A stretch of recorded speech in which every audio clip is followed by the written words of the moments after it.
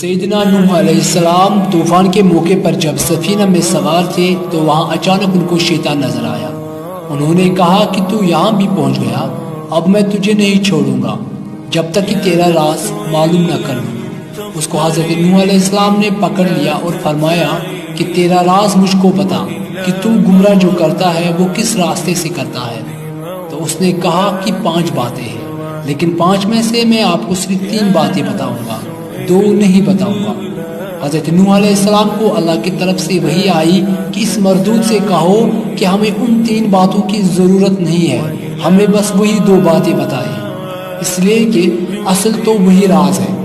حضرت سیدنا نوح علیہ السلام نے کہا کہ مجھے ان 3 حربوں کی ضرورت نہیں ہے، وہ 2 بتا جو تو نہیں بتانا چاہتا۔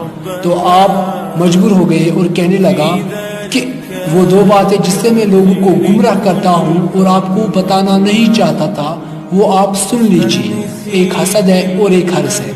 پھر شیطان کہنے لگا کہ حسد سے میں گرا اور حرص سے حضرت آدم علیہ السلام گر گئے۔ کہ جب اللہ تعالیٰ نے حضرت آدم علیہ السلام کو بنایا اور ان کو علم عطا فرمایا اور ان کی شان و شوکت کو فرشتوں کے سامنے ظاہر فرمایا تو اللہ تعالیٰ نے فرمایا کہ آدم علیہ السلام کو سجدہ کر، تو فرشتے تو سجدے میں گر گئے۔ ابلیس کو تکبر نے روکا، تکبر کے بعد حسد پیدا ہوا۔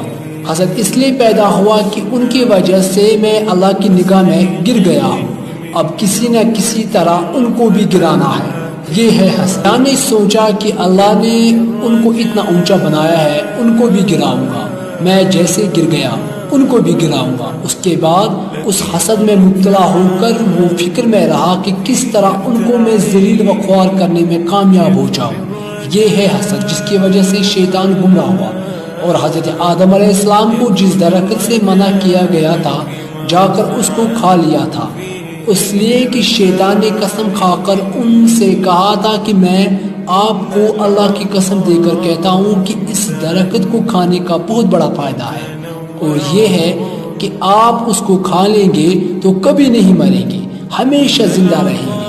انہوں نے کہا کہ بہت اچھا، کھا لیے تو حرص میں آ کر کھا گئے۔